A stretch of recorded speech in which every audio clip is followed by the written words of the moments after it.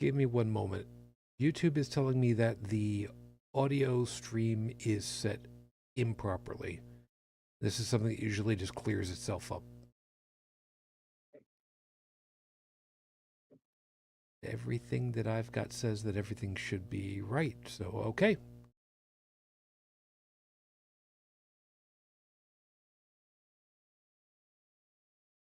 And good evening, everyone. Welcome to Holy Crap, the Vlogcast.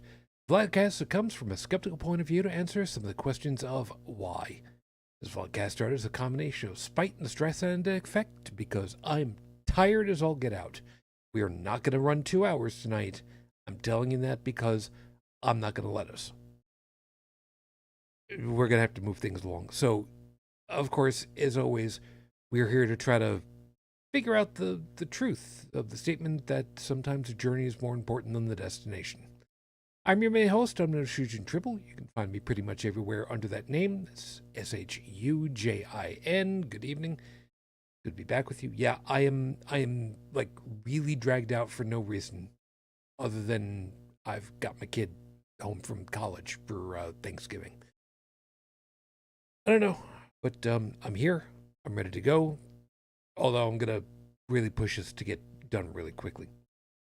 From the Midwest of the U.S., Brigid Fitch was able to make it, scaring me just a little bit at the very, last 2 minutes. So, hi. You made it, hon. Hi, how are you? I made it. Hi. I'm good. It's cold. Yeah. Yeah, it's doing exactly that, isn't it? No. It's 0 Celsius. Yeah. Yeah, memory serves, that's what it was saying for us over here in Buffalo, which, oh no, no, I take it back. It's a little warmer than that, and my thing is still set for freedom units. Why are you? We're getting into the cold season. Switch that over there. 5. It's 5 Oh, right now. oh, that's warm. Yep. Yep. And I'm very much not looking forward to Monday going back to work because that's going to be even colder, and we've got things to worry about over there at the shop. There's stories about that, but that's for another time. So, hi everybody, good to be back with you. Yeah, and like I said, I'm gonna kind of hurry things along because I am really tired right now, and to prove it, I am not having any of the alcoholic drinks tonight. I had the gin last night, which did bad things into my face, but okay. I was going to be trying the Maker's Mark, but considering how I'm feeling right now, I'm just gonna pass on that. So it is what it is. Anyway, if you want to join us as we're recording, by all means, feel free. We're live over here on YouTube, and more than happy to have you join us over in the live chat over there, which at the moment would be Stephanie. Good morning. Good to see you. Saying in the UK it is amazingly warm for November. Are you trying to summon the great god Murphy? Because that's how you summon the great god Murphy. You don't do that. You just don't. I am expecting 1 or 2 other folks to end up showing up in the chat. So we'll see how this plays out. We'll see how this goes. Like I said, I'm gonna move things along unless you had something that you want to bring up before I switch this over. No. All right, fair enough. Fair enough. So let's go ahead and keep things rolling over here. So with 5 minutes on the clock, 5-minute freestyle starts now. Socialism. You want to talk about boogeyman terms that's been in use for a long time to demonize the left, the progressive. Here in the United States, some of us might remember a TV show that it was very popular back in the 70s, All in the Family. And Oscar thinking of Oscar the Grouch right now. This shows you what kind of condition I'm in. Archie Bunker, I can remember who's who right now, was the lovable curmudgeon. He learning, but he had his serious foibles. And one of the things that he used to like to do was to make fun of his son-in-law Michael and calling him a commie pinko long-haired freak. I forget exactly what it was that he called him, but it pretty well encompassing.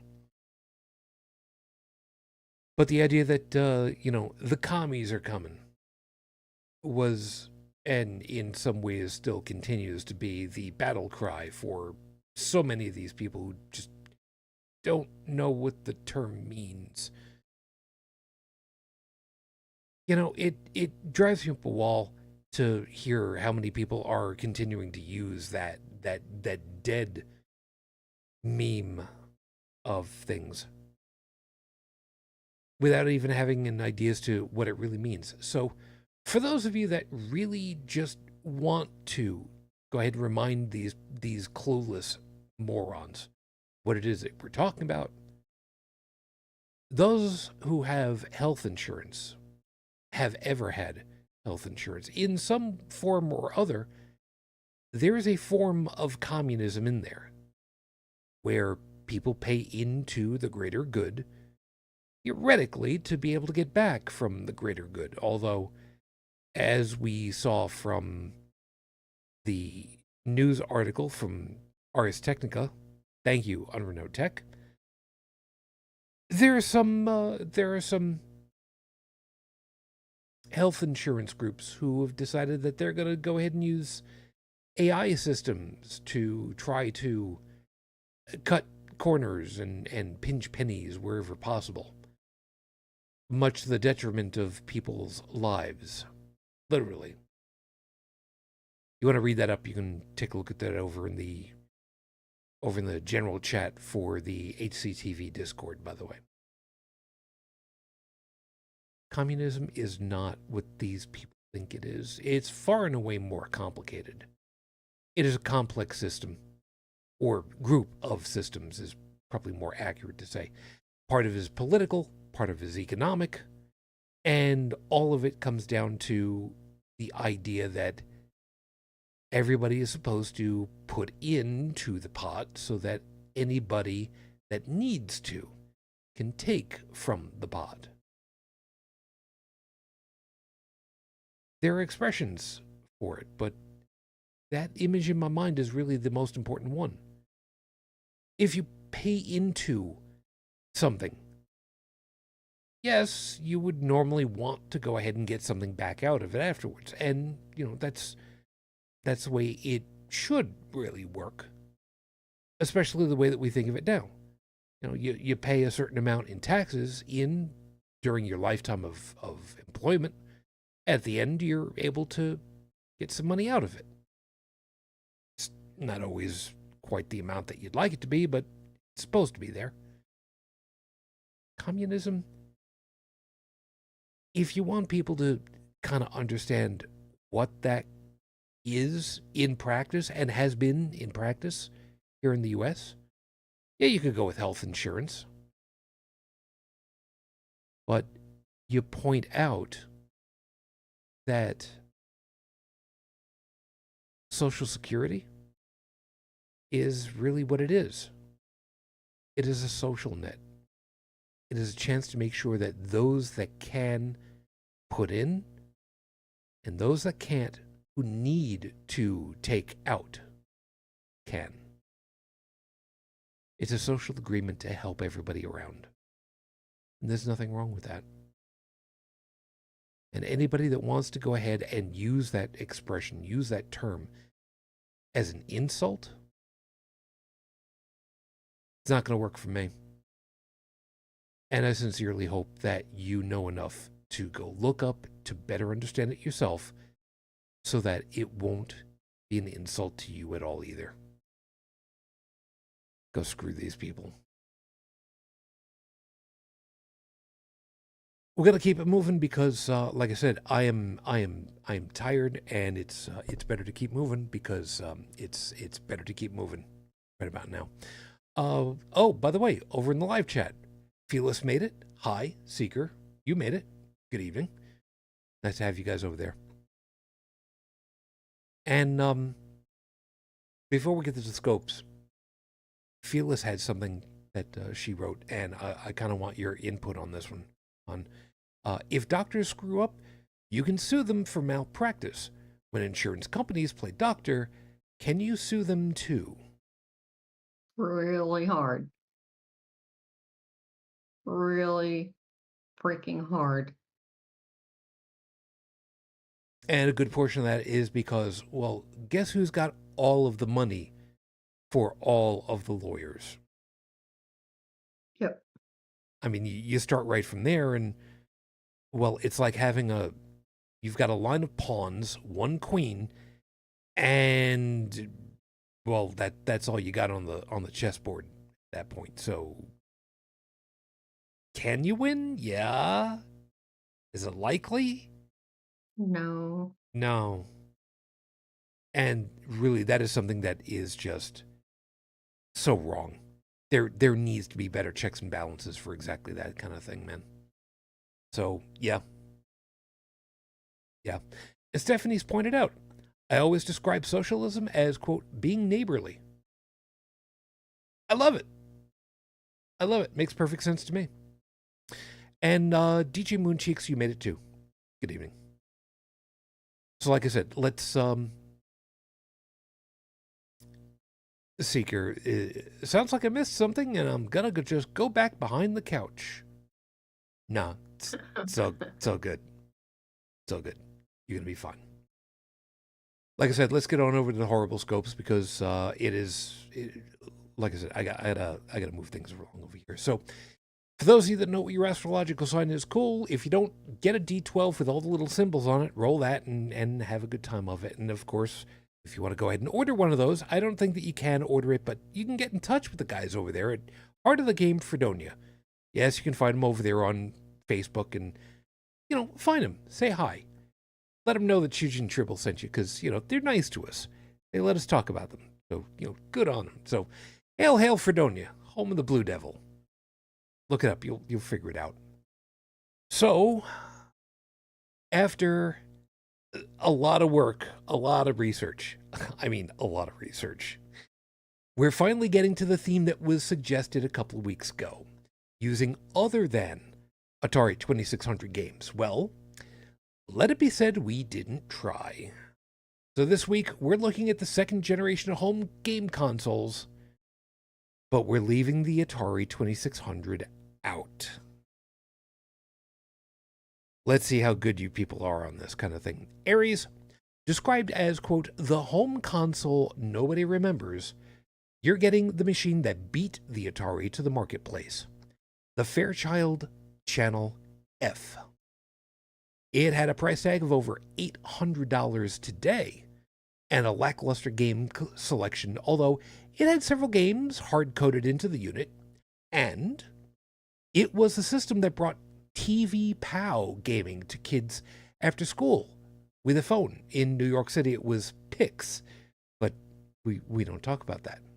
This week, you're the first one ready to take on a job. If you don't excel at it, you're gonna get overshadowed. So get to work. Taurus, you're getting the ColecoVision, a machine that, honestly, how it didn't get sued by Mattel for copying the controller design is beyond us. Having the first home version of Donkey Kong and Zaxxon couldn't overshadow the blight that was the Atom, the third expansion for the device to turn it into a full-on computer. One problem with it was the power supply storing any magnetic media in close proximity every time it was turned on.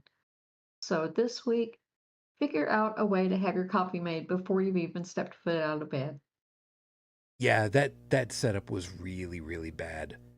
The power supply went from and you had to have everything plugged in, which meant the power went from the printer into a cable that then went into the main unit and powered it on, and the power supply was such shit that it put out an EMP, and any tapes or discs or whatever it was that you were using for magnetic storage, anything even close to the unit was just wiped out. It was that bad.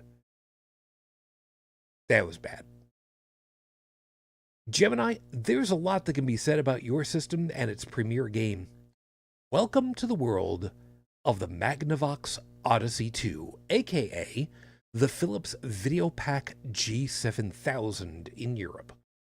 The joysticks look like something used to remotely pilot a Space 1999 Eagle, and the keyboard on the unit was a horrible plastic dimple system that no amount of training could make a touch typist happy. And as far as games go, well, the less we talk about Attack of the Time Lord, the better.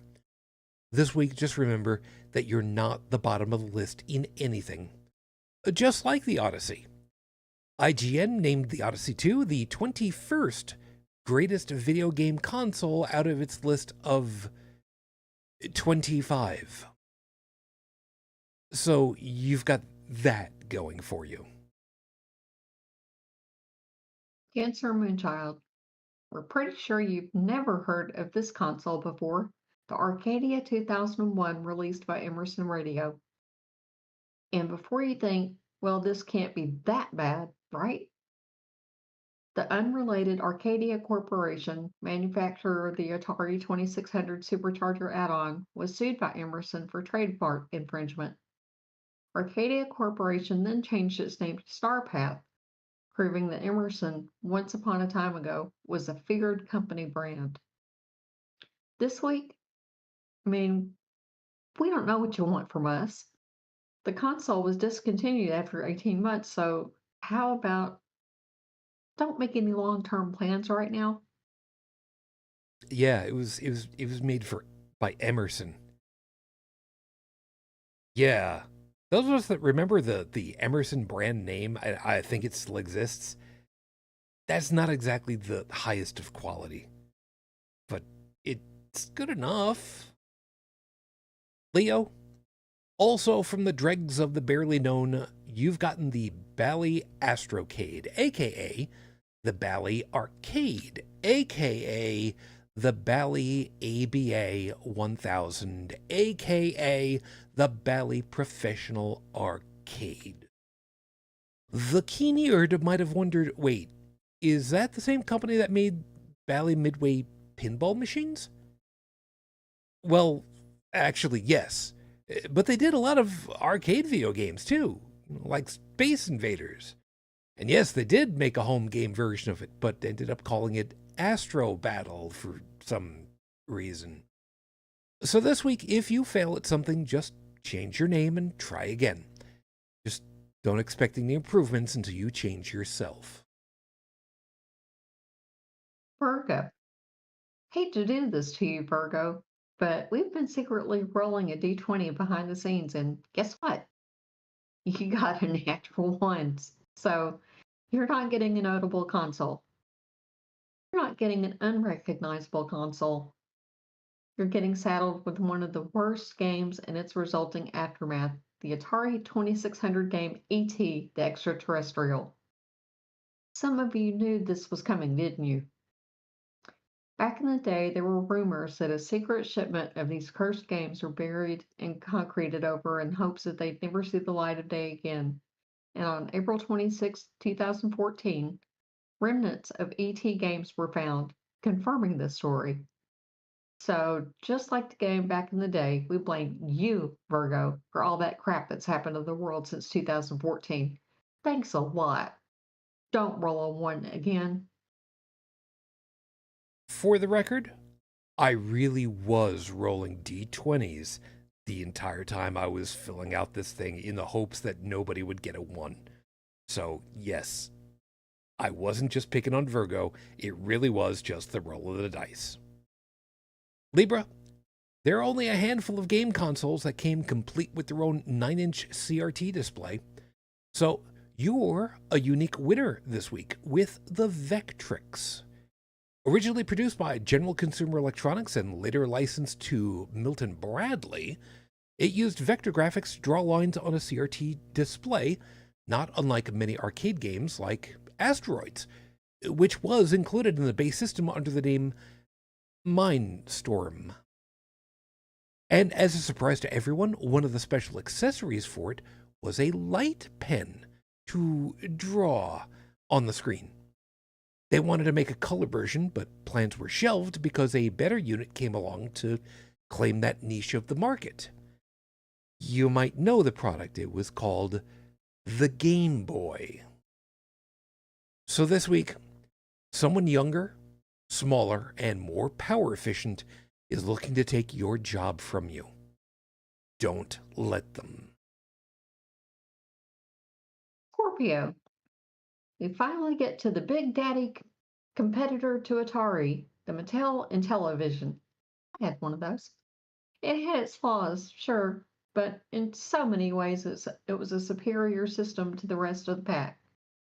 You could get a full computer add-on, a speech synthesizer, an Atari 2600 game cartridge, and a joystick adapter, a 49 piano key music synthesizer, and the play cable, allowing cable TV companies to send playable games to connected systems on a subscription service. This week, you are light years ahead of everyone around you, but your self-promotion skills are for crap. Study some online courses to improve your game. So now my question for you is, all those different peripherals, I kind of knew most of them, but play cable, that was a new one by me. I didn't have the peripherals. We were not that rich. It's okay. And I just saw being able to join us from somewhere in Paris. Joseph, good morning. Good morning. Excuse the gravelly voice. I'm a little under the weather. That's okay. I'm kind of feeling it myself because we're not going to be doing a full set tonight because I'm tired, and truth be told, it's not going to be worth me trying to not fall asleep in the middle of a show. So, Okay. yep. So if you're good to continue, you can go ahead and pick it up right where we left off. Okay, where are we? Sagittarius. Oh. Okay. Oh, I'm supposed to read Sagittarius. All right. It's like you've never heard of this machine for various reasons. The Internton Video Computer 4000, aka the Internton VC 4000, was released in Germany, England, France, Spain, Austria, the Netherlands, and Australia by the German hearing aid manufacturer Interton. The weird part about it is that no one knows if they developed it themselves or licensed the technology, since a number of clone-compatible systems are out there. This week, keep track of your sales receipts. You're going to need to look back on what you bought. Yeah, by the way, this whole week is just somebody had suggested that I do a list of not Atari 2600 games, so I did exactly what they did, and it took me some research to finally find some of these. Some stuff that I'd never heard of.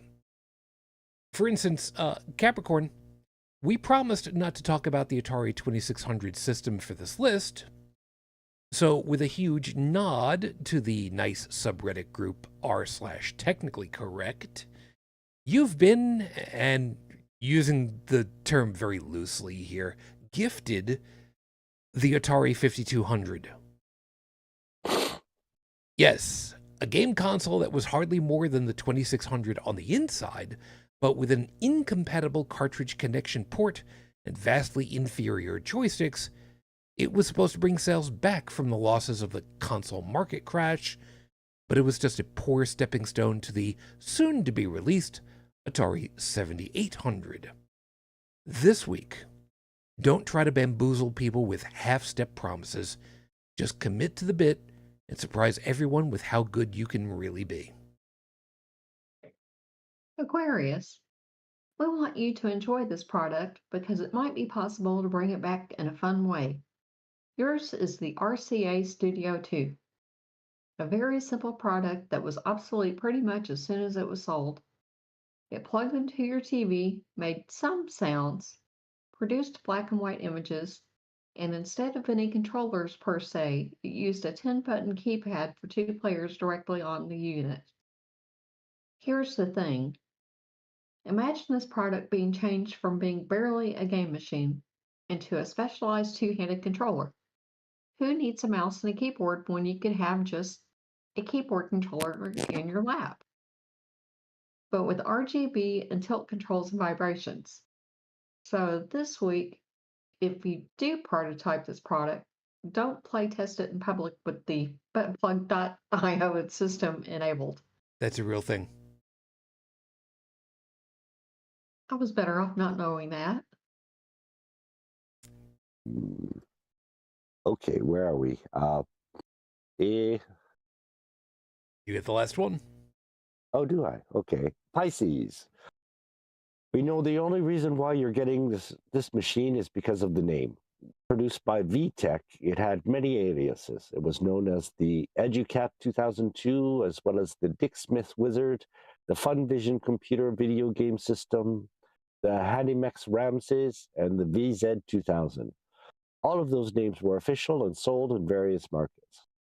We know you don't care what games it had, you just want to collect one of each of them, don't you? Well then, this week, get your passport in order because you have to fly out to South Africa at the end of the month. And again, all this stuff is real. Those are your horrible scopes for this week. If you enjoyed it, cool, great. If you didn't, I don't really much care because you probably had one of those Coleco Atoms and you had all your tapes destroyed by it. I'll have this list posted at the end of the week as usual. Tumblr, Twitter, Facebook, Discord, BlueSky. If you want to make a recommendation for an idea for later, feel free, because all you need to do is just feed the vanity monster and we'll kind of take it from there. This is episode 474 on the docket, Your Honor. Keep your prayers to yourself. Like I said, we're going to make this a really, really quick night. So we're going to make this real simple.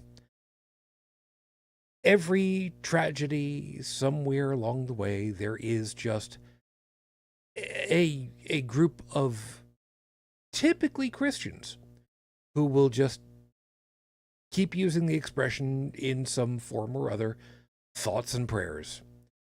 And that's pretty much all they end up doing whenever there's a tragedy, whenever there's as an example, school shootings here in the United States. Fortunately, we don't hear about them as much right now because of the shit show that is the political system. And I'm afraid that that's the only reason why I haven't seen more. But inevitably, there is always the thoughts and prayers, the families and the communities and the people involved. And it's like, after a certain point, it's just people just get off your ass and do something. And that's kind of where I want to get to, because I want to know, what the hell do we do? What the hell do we tell these people to explain to them that sitting there and thinking really hard is literally doing nothing to help any situation? Who are these people? Why do they do this? And what the hell can we do to change their mind, if anything? So, who wants to open up on this one? Because I don't want to get started with just naming all the different factions of Christianity, because we'll be here all night. The ones that do this. Well, it's pretty much useless. They can keep their thoughts and prayers to themselves because it's doing damn nothing.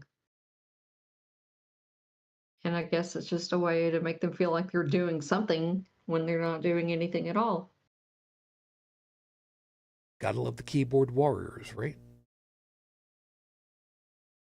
Oh, especially on Twitter, or if we used to call it X. As a sideways part to that, I've seen I've seen people who have written articles talking about Twitter and how reporting actual reporters and in their articles will always write it as on the social media platform X or X.com and then parentheses formerly Twitter.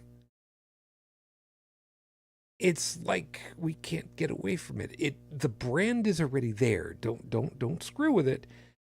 And I saw that somebody had suggested that we are collectively dead naming the service.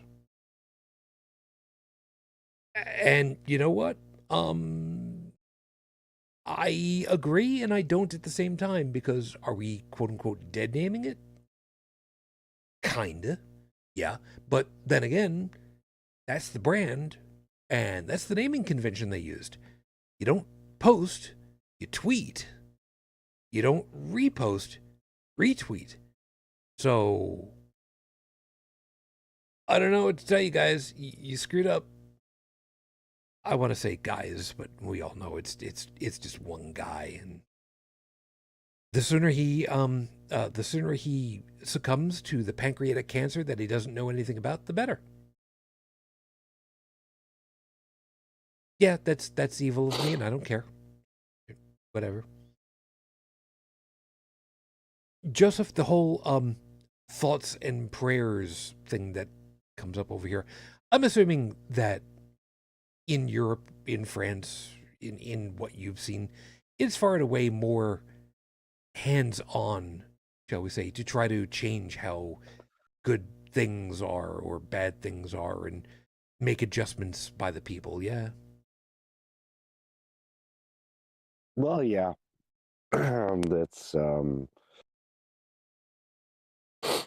don't know how to say it. Yeah, it's not a thing here.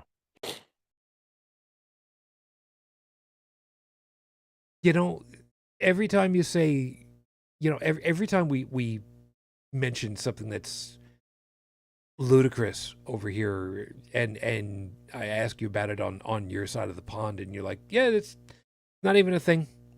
Nobody knows nothing about it. It doesn't happen. Shit, man, I still remember some Spanish. I wouldn't be completely dysfunctional if I were to move there. To France? Well, I mean, just to get the hell out of this hellhole sometimes. There's something that came up the other day. Is it somebody from the RH department? I guess it's okay. I can talk about it if I don't mention names. But she said she noticed somebody had written on their CV. They're what they do in their spare time. You know, there's always a section at the end, your interests and everything. And somebody had put in critical thought, and that brings up a lot of questions for me. I mean, why would somebody put that there? Is it becoming a thing here? What would motivate somebody to put that on their CV? Over here, the expression I think would be that they were just being cheeky. Really? That they couldn't think of anything else and was just like, sure, I'll go ahead and I'll put that down because that'll look good when somebody goes, well, are you going to be management material later? Oh, well, they practice critical thought on their off time, so sure, maybe that is such a good thing. Otherwise, I got nothing. Yeah. Anyways, I'd even like to meet the person who put that on. Just ask them about it, because for sure, the French, they tend to be pretty individualist. But whether they're critical thinkers or not, I have no idea, to be honest.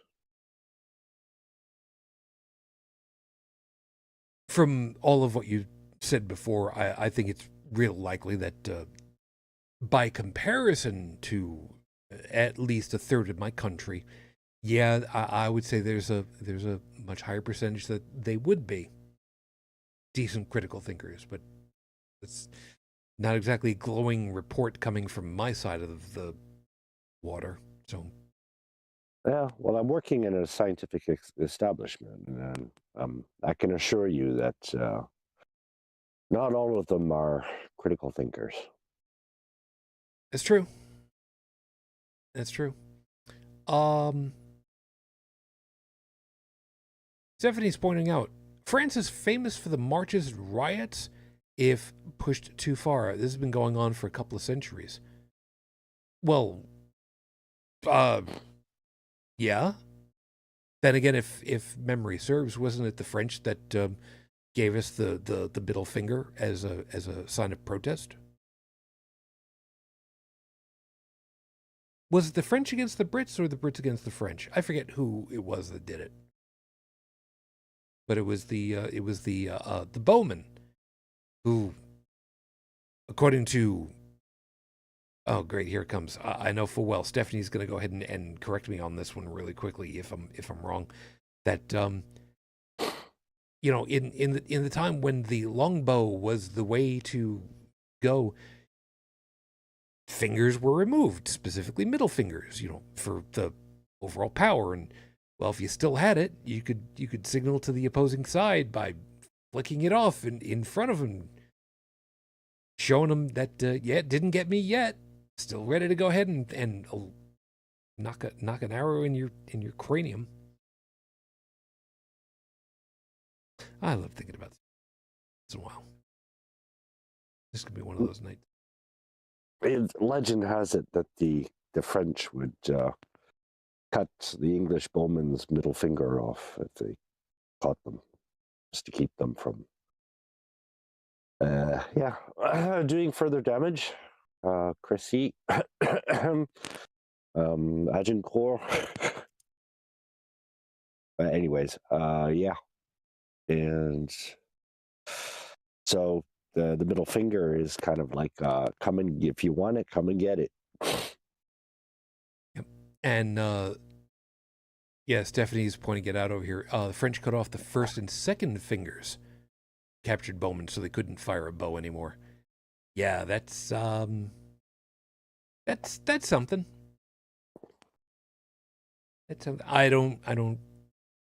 I'm not one for the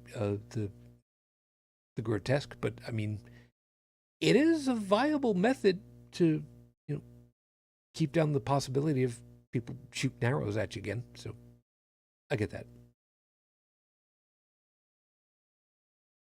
Shoot left-handed. That could conceivably work. I've never seen a left-handed bowman. I might have to switch. Oh, Because last time I was down at the castle, yeah, I kept on shooting off to the left of the target. So there's a little test you can do to find out which eye is dominant, and it turns out I'm left eye dominant. So when I think I'm looking down the arrow at the target, I'm actually I'm pointing everything to the left. So I'm either going to have to close my left eye or become left-handed. that could work. But that started out life, in the when I was a kid, it was still popular, the notion that left hand bad. So I started out my life with my left hand, and my teacher would come over and take the pencil from my left hand and put it in my right hand. So Yep, my grandmother used to tell me the same stories that happened to her because being taught by the nuns, you don't use the left hand because the word for left or left hand, I forget which it is, in Latin is sinister. yeah. So mythologies hurting people for centuries because Hey, we all have to conform. We yeah, have to become uni thought predictable consumers so that the market can be tailored just for us. Yep. Yep. There it is. There's history lessons going on over in the live chat, and I can't process it right now. Don't get me wrong, I'm seeing it, I'm reading it. I just can't process it well enough to do anything with it because, like I said, tired brain, smooth, bad. Which is also part of the reason why I'm not having any of the alcohol tonight. I was planning on having Maker's Mark, but yeah, no, that's just not happening right now. Well, I'd like to join you, but it's not even 7 o'clock in the morning here. It's 5 o'clock somewhere. Who the hell cares?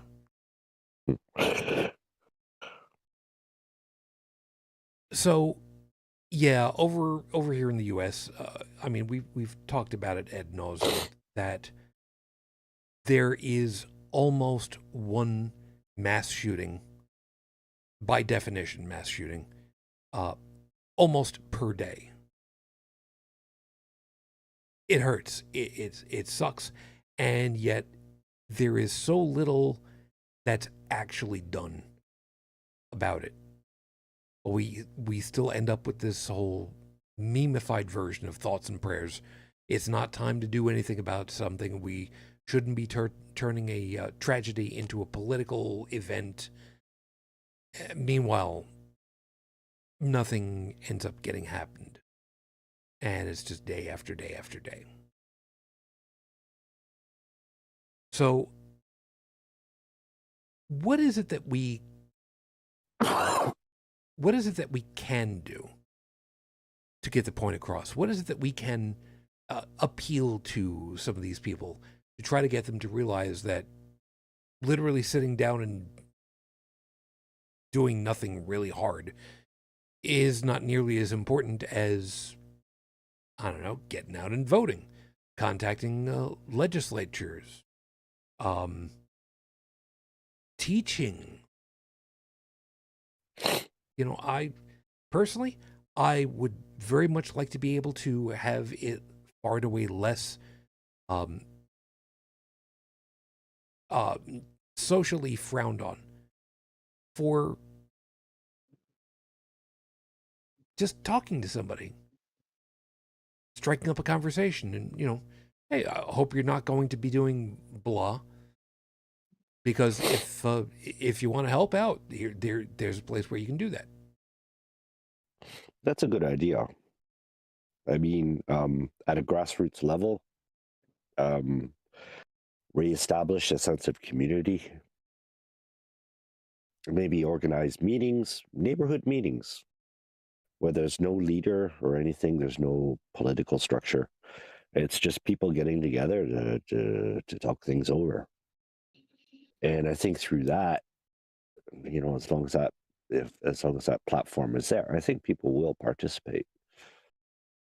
And I think through that as well, you can inspire people to think critically about things instead of just reacting. Because as long as there's a few people establishing a conversation that requires some thought, like just asking the right questions to get people to actually think about the answer, I think that would do a lot to advance critical thought, to make it a normal thing. Brigid, I want you in on this one because this one hurts. And Seeker over in the chat had mentioned kind of almost expected anymore. For fuck's sake, the ex is laughing at Pelosi's husband being beaten.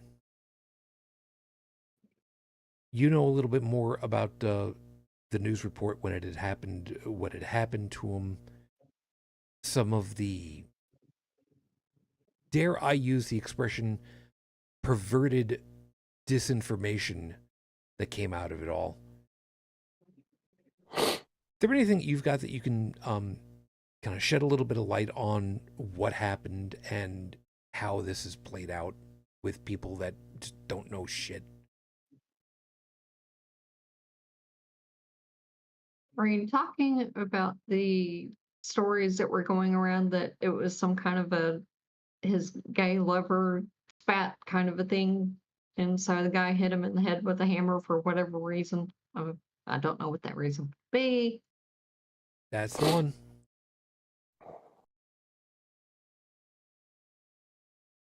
I don't even remember who came up with that one, but that was really horrible. I don't think it much matters, because the fact is it was created, it was generated with the sole intent of smearing. And old, how the hell old was he? 70 something? It was mid late 70s if I remember right. And he could have ended up dead.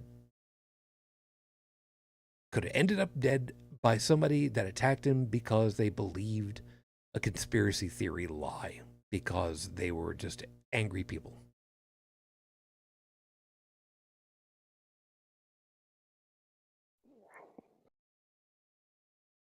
And I'm getting a message that someone was sent over to me about that.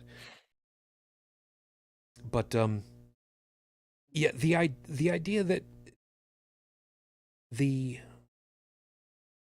disinformation that happened with it all, that yeah, it was his gay lover, because who in the hell doesn't? I mean, who's got protection? Who doesn't have protection? How did he get slipped in? How did he open up the door without a key, or whatever the hell things were going? And yet it all came down to, well, I'm not even sure what the purpose of it was, but what it did to their family and to his reputation personally. I mean, I don't know. I don't know what to think about it. I don't even know why somebody would have brought something like that out, or even how to stop something like that, other than just to not repeat it. And these are the people who are the absolute opposite end of the equation. Not the thoughts and prayers for something nicer, but the people who are very much of the, well, for lack of a better way of putting it, old son of a bitch deserved it because he's married to that bitch. Forgive the crassness, but tell me that I've got the sentiment wrong. I dare you. I'm not really up to date on the story. What happened? Some months ago, Nancy Pelosi's husband was at home. Nancy was off in Washington, as I recall. And this person who believed whatever the hell conspiracy theory found their house, snuck in, and attacked him with hit him in the head with a hammer. Great. Now, there is, of course, far and away more nuance to the story, but the important talking points is that. But what ended up happening afterwards is that there were words that said that perhaps it was Nancy Pelosi's husband's, what the hell is his name? Paul. Paul. That Paul was perhaps in the middle of a lover's tryst, and they just got into an argument, and it became physical and violent, and, well, it was just Paul's male lover. And that's I don't even get it myself. But like I said, those are the main points of what ended up happening. Okay. Well, Yeah, he had just gone there in the first place to kidnap her, but she wasn't there.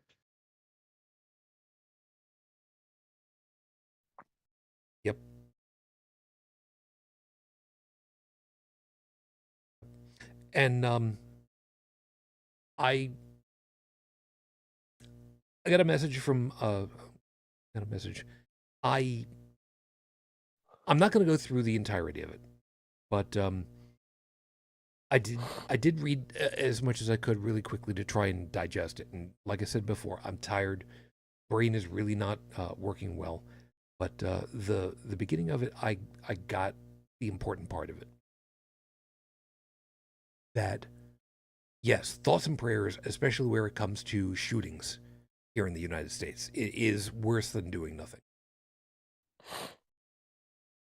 But that an interesting point was put that if the images of these situations, if they were actually shown, horrific in ideas that might be, the sentiment could very easily just evaporate, because how can you stay a passive voice once confronted with the actual monstrosity of what's happened with these shootings?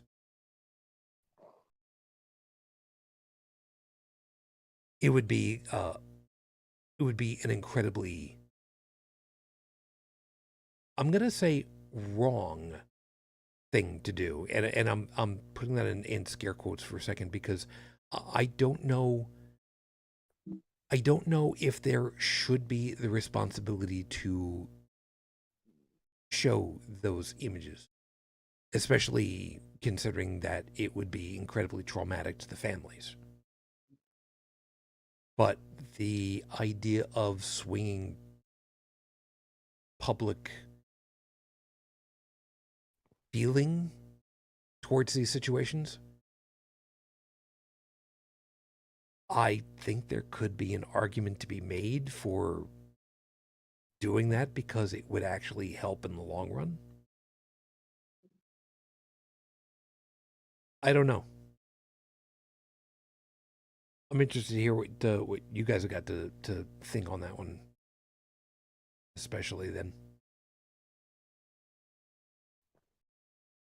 I don't know if that would help or if it would just desensitize people. Then again, they're desensitized as it is right now.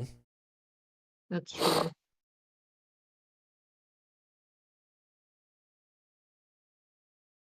Oh, we have someone. We have someone in the chat. Well, bless your little heart. Blake C is over here. Hey, what's up? It's free will, bro. Prayers do work. This show blows. Slow boy.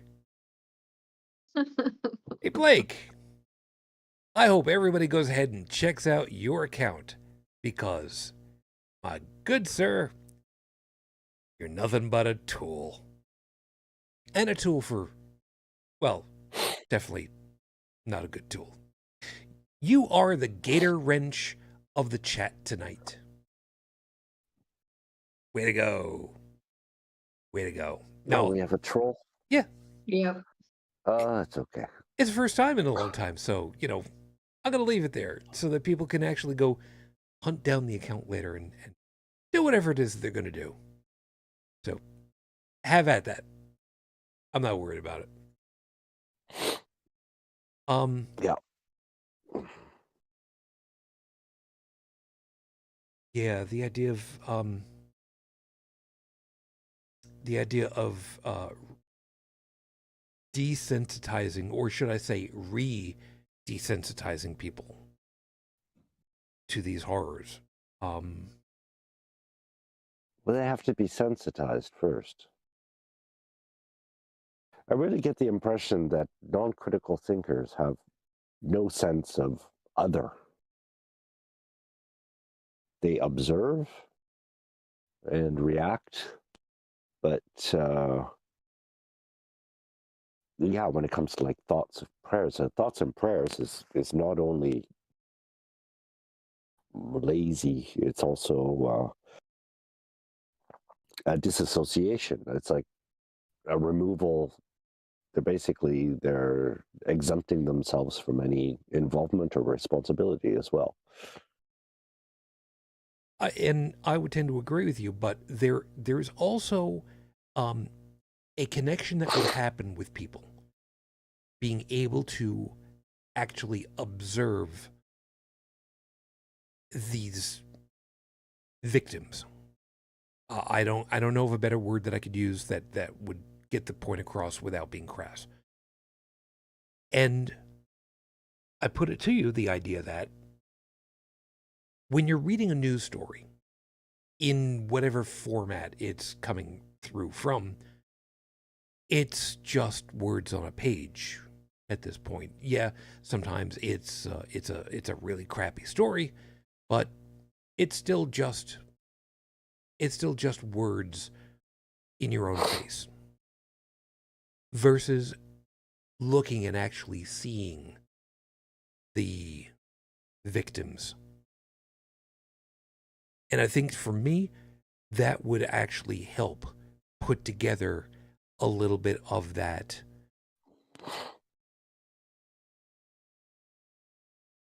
In tribalism. order, well, in order to have a sense of other, one has to first understand themselves. And like, how can you identify? You can identify through maybe personal experience, but when it comes to somebody else in a situation that's completely alien to you that you've never experienced before, well, that takes some examination, some thought, and imagination to really be able to empathize. And I just see a total lack of real empathy Yeah, in people who say things like thoughts and prayers. yeah, and that's why That I'm I'm almost get the impression that they're imagining themselves in that situation, and that's the basis of their, oh, I wouldn't like that to happen to me. Oh, poor you. versus I don't think that they can even get that far with just the text on a page to read. And that's Yeah. that's why to me having the images to work with, video on TV broadcast, that kind of thing, to actually show this is what is actually happening right now, um, would help to better trip into the tribalism part in a good way, which is Mm. bypassing the sterile text on a page and bring it more into the, oh wow, I'm actually observing someone who is being hurt. I need to do something about that, which societally, not societally, um, as a member of a social, a successful social species, observing one of your species in distress just naturally triggers the I must help them response. And that's why I kind of wonder, would that help? Maybe it might get people to be less, I'm not going to do anything except sit on my ass really hard, versus I need to do something because they are obviously hurt.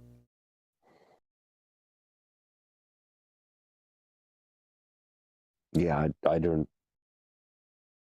Unfortunately, I can't read minds, No, no, neither can but I. I've seen people in a dire situation, and most tend to. They don't take the initiative themselves. They wait for somebody else to take the lead. I think most people would do nothing, even in directly in the situation, to try to save themselves. The funny part of it is now I'm thinking back to the early 70s. And Brigid, this is where you get an opportunity to kind of shine just a little bit, because I'm pretty sure you would know a little something about this. When when video recordings came back from the war zone of Vietnam and were on broadcast television out to the entire nation to show them what was going on in pure detail. The sentiment of, yeah, we need to be there, really quickly, by all standards, really shifted hard into the, holy mother, what is it that's going on over there? This is bad. And the overall feeling of, here we are in Vietnam, really shifted to, yeah, we really shouldn't be doing that. And I'm wondering if you've got any historical knowledge on that piece or how that changed at all. I was a little young for that. Yeah, you and me both. But I do specifically remember that when the news reports started running the videos that were captured, the literal films, public sentiment on the war effort really tanked at that time. And I'm wondering if you had anything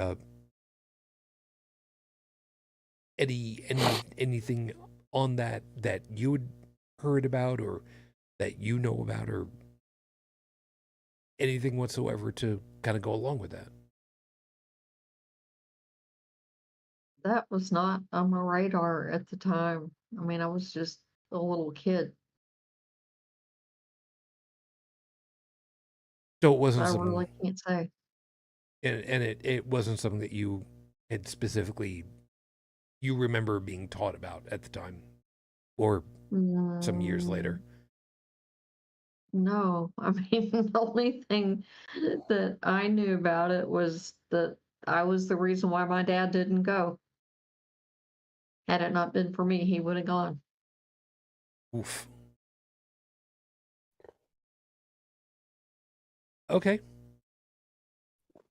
Some small miracles, I suppose, in that angle.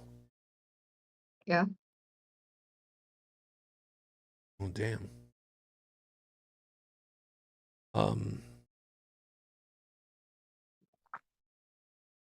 Because it changed his draft classification. Because my mom was pregnant. So, yeah. Yeah, there's that. Mooncheeks had also pointed out, I swear, quote, thoughts and prayers are either people who have no empathy or people who don't know what to do to help, and thought prayers is the easy way out. And it's not too far off from what you were saying, Joseph.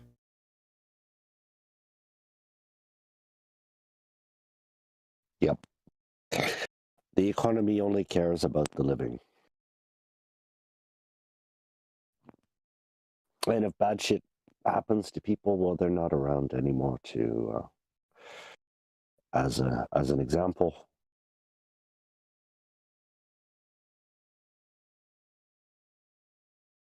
They fade rather readily from memory for thoughts and prayers, people. Yeah. Yeah. Somebody had also pointed out over in the chat, now I don't know where it is off the top of my head, and I'm starting to really get really blurry in the brain on this one. Somebody had also pointed out one of the preeminent school shootings. I think it was Sandy Hook. And when we had Tom Verney on the show, some long time back now by comparison, he was even saying that, you know, when nothing happened after that, that's when he knew societally there's just nothing, there is no strength of character to do anything, to change anything. There's no political will to do anything. And how sad, how just incredibly sad that is to hear that there is any society on the planet where you hear about something like that, and the collective shrug is all that comes out of it.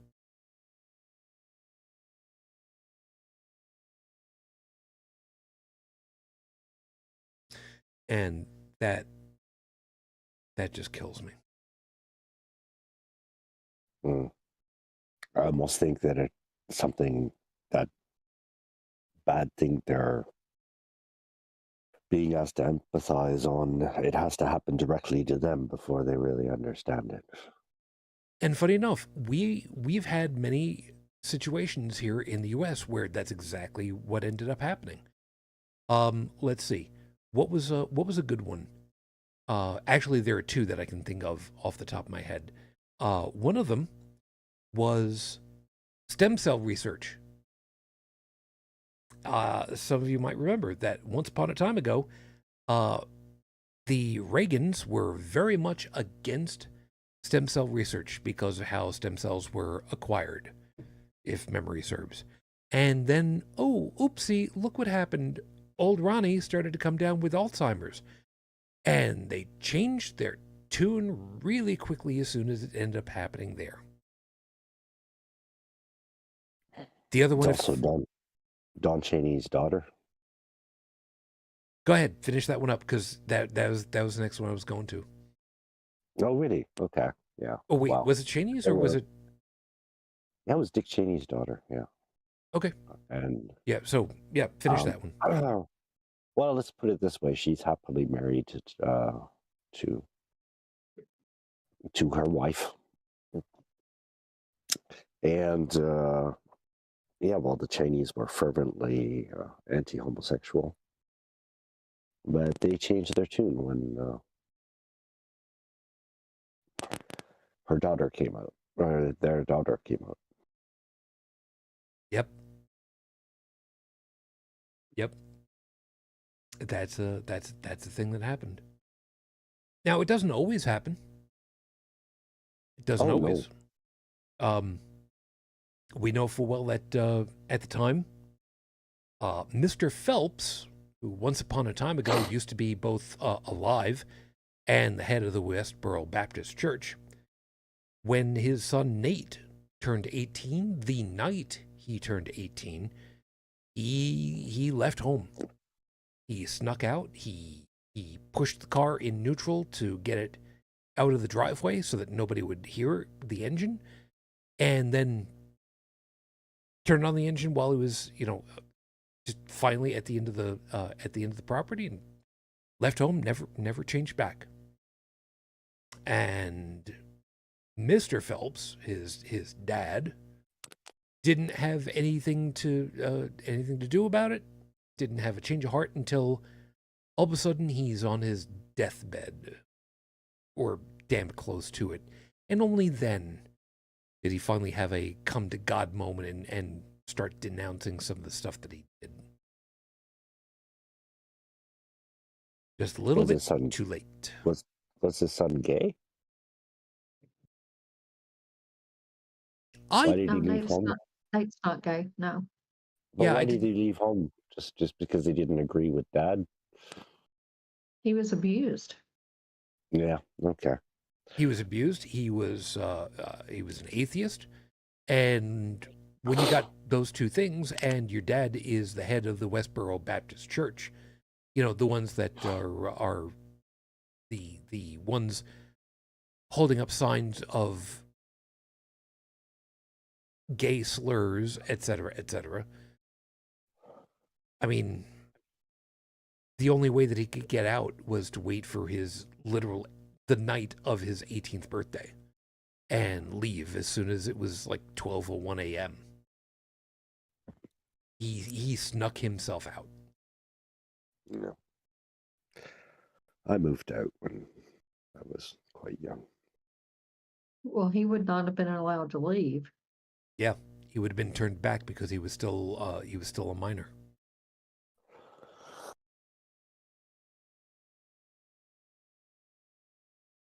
Like I said, which is exactly the reason why he waited for 12:01 a.m. on his birthday. I get the impression that in survived by imitation families. The parents, they don't bring up the children, they try to break them. Yep. Yeah. And if they can't break them, then they leave, which is kind of my case.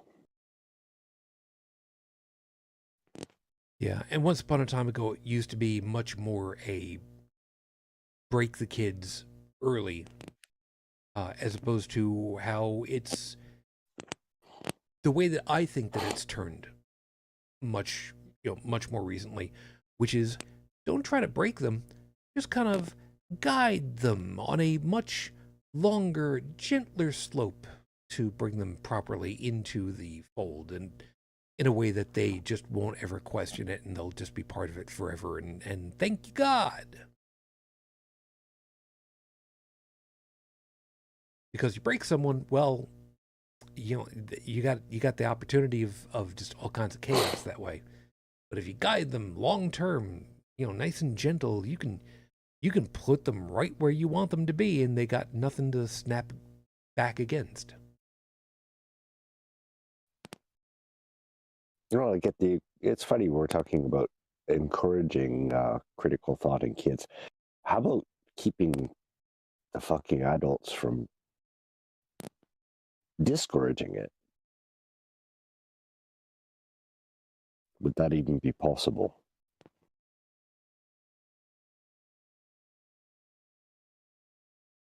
I'm not at all certain. I'm not at all certain. It is one of those things that, we want people to continue to think, to dream, to learn, to be educated on, to experiment in our own heads. But actively discouraging, well, there's only one way I can think of actively discouraging that kind of thing, at a point where you can actually get away with it, and that's by forcing public libraries to change what they've got available for the public.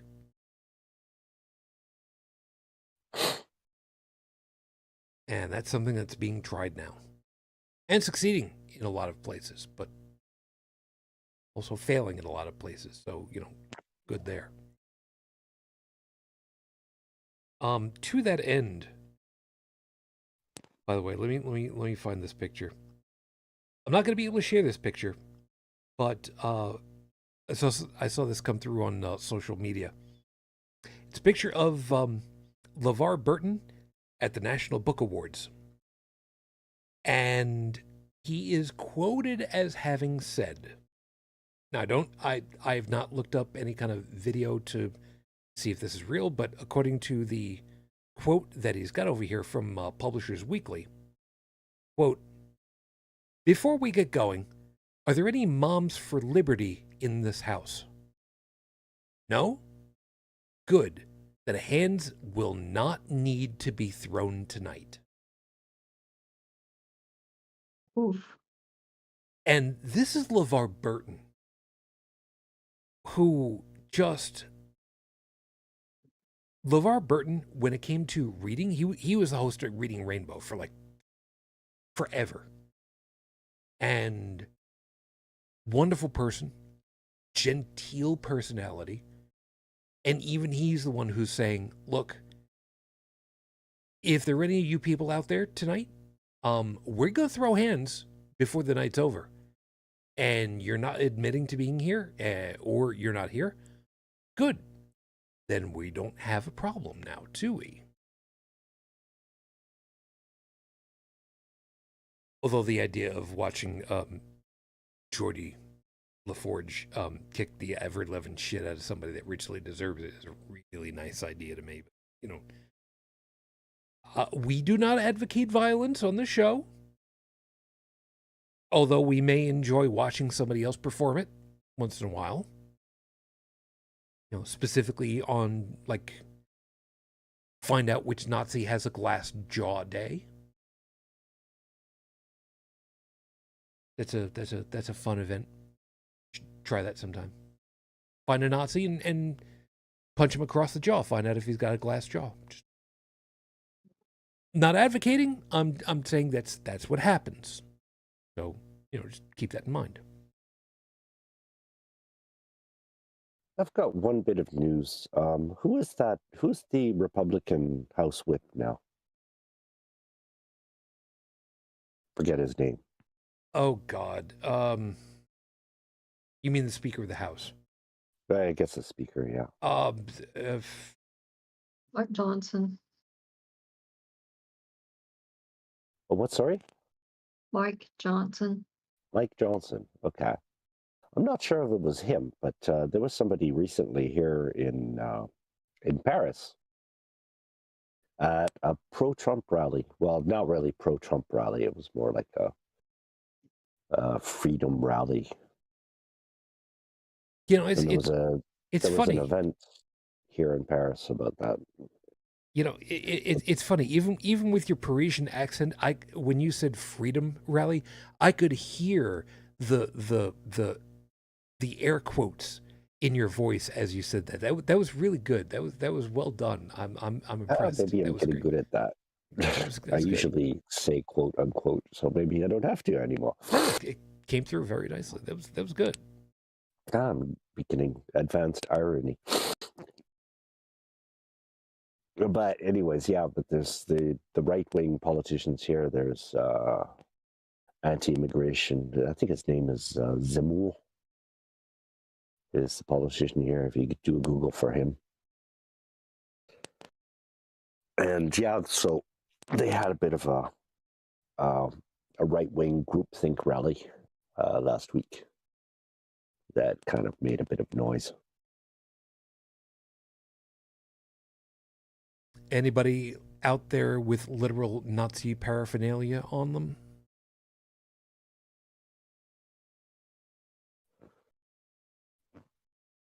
Is that illegal here? Germany it is. Yeah. I don't believe it's illegal in France, but at the same time, I don't believe that they would be able to do it without repercussions. Mm. Like I said, find the Nazi with a glass jaw day is a really great idea. And apparently, I got moon cheeks laughing at that one. So, yeah, but to find that out, you have to. What do you have to do? You have to go around hitting random Nazis. Well, I mean, not random Nazis, just each one of them as they get right in front of you. Oh, okay. I mean, you don't want to be inefficient about it. You want to be efficient about it. Closest one is, inside arm's length, and boom, simple. Okay. Well, I guess I have to fire up my Nazi detector. That could be. Of course, it always helps when they put the armbands on, carry the flags, and that kind of thing. Well, what would you use as bait to trap a Nazi? Just walking up to him, I guess. Hmm. Maybe, encouragement of things like, hey, can I talk to you about that for a second? Or, hey, did you know that Jesus was brown-skinned? Something like that. I'm pretty sure that would get their attention. Although, I don't know, man. Not getting their attention is also a good thing because, just come around from behind and make that jaw wiggle really, really hard side to side. Again, this description of what happens, not an advocation, not an instruction manual. Just keep in mind that when you go looking for those videos of people doing it, that's probably what they're doing. What would white Jesus do? Probably wonder when the hell he got dropped in the bleach.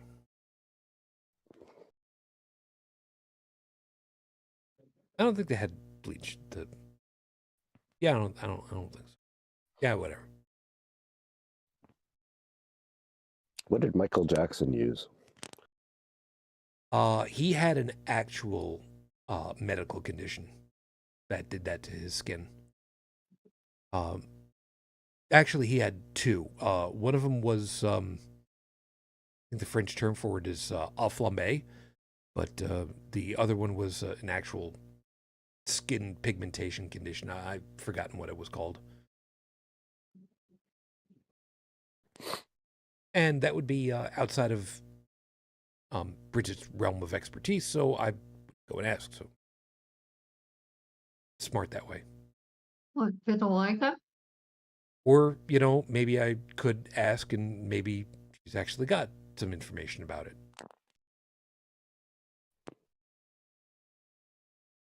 I wouldn't think that you would have knowledge of what it was that happened to Michael Jackson's skin. I wonder if the opposite's possible. Is there a condition that darkens the skin? Yes, it's called a sunburn. Oh.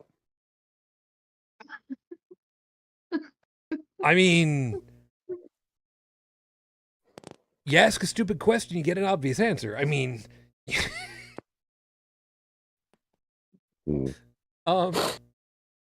is there, okay, in seriousness, is there I don't, besides an actual suntan, I honestly don't know of any medical conditions that would do something similar but in reverse. I'd like to see that happen to a few key Republicans. Anyways. That would prove to be interesting.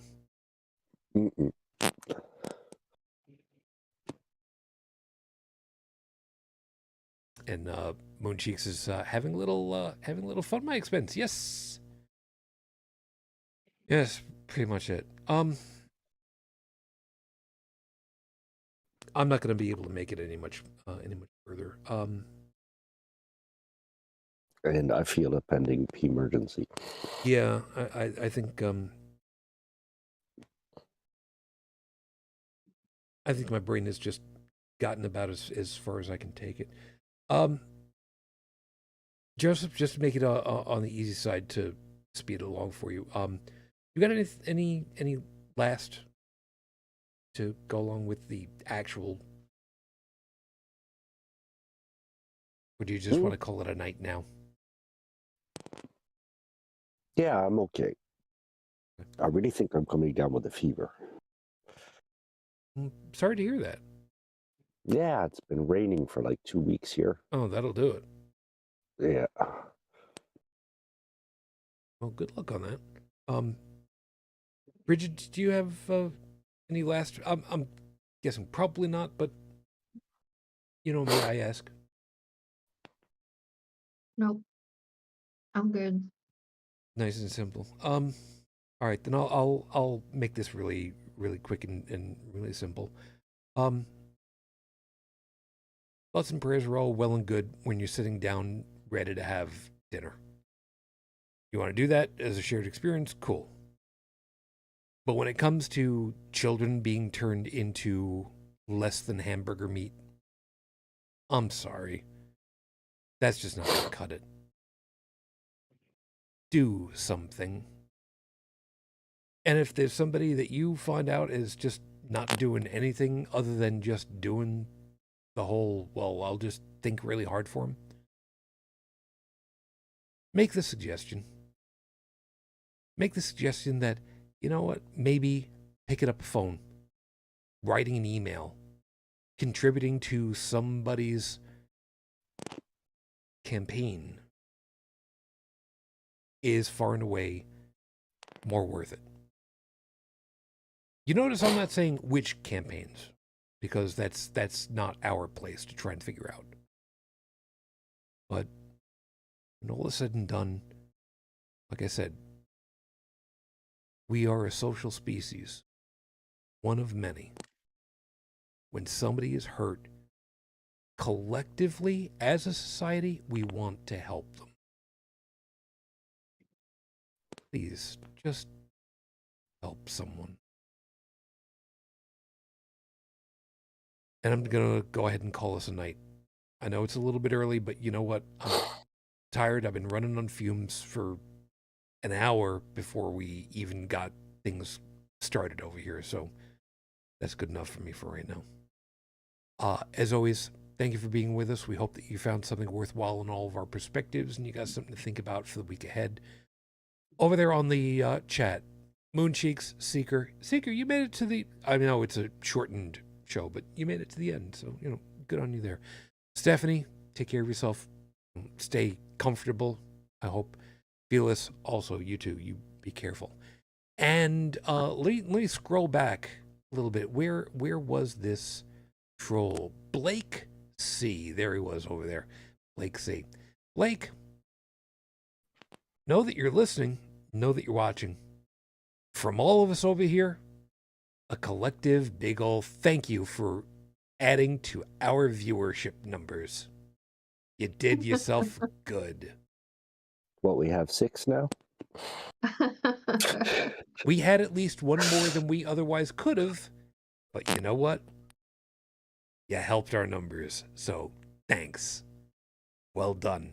Hope you're proud of yourself. Joseph, I'm glad you were able to make it. You take care of yourself. Good luck, seriously, with, getting over whatever the hell this is. Maybe the weather will clear up for you, too, to help that along. Yeah, I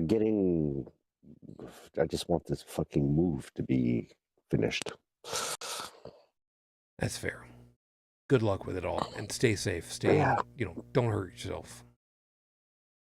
Thank you, sir. And I guess the same to you. Fair. Brigid, ignoring the troll that was in the room, by the way, for this one, who is your big ol' FU going to for tonight? I'm going to give it to Mike Johnson again for his creatively, selectively edited J6 tapes. Go fuck yourself. I'm going to add one. The judge out there in Colorado, I believe is where it was, where they were debating the idea of whether or not Trump should be allowed on the ballot because of the 14th Amendment. The judge's ruling came out and said, and I'm highly paraphrasing here because I don't speak legalese, yes, he did foment an insurrection. It was an illegal act to try and stop the proper progression of the government's work. But the office of President of the United States of America is not, according to this judge, an office position, whereby that means that he's not breaking any rule with the 14th Amendment. I'm just going to go ahead and just say it. I would otherwise tell this guy, fuck you, except that I do truly believe that he has twisted his brain into a Gordian knot that nobody would be able to notice how to hit anyway, because what the hell? So yeah, y'all can look up on that one later. It's just a cat ball of bullshit, and it makes no sense whatsoever. So, whatever. Again, thanks all for being with us. If you'd like to be in touch, all the contact information is over at holycrapthevlogcast.com. If you'd like to get the voicemail number, it's 859-HCTV-554, 859-4288-554. And yes, we are available on most of the platforms, which also includes BlueSky. If you need a BlueSky invite, just get in touch with us over there on the Discord server. Because yeah, we got a Discord server. Check it out in the show notes. More than happy to have you over there. Please be safe out there. Please be careful. On top of everything else, especially at night driving or early morning, animals are out and about. Please be careful. I had a couple of deer that were deciding that now was a good time to cross the road.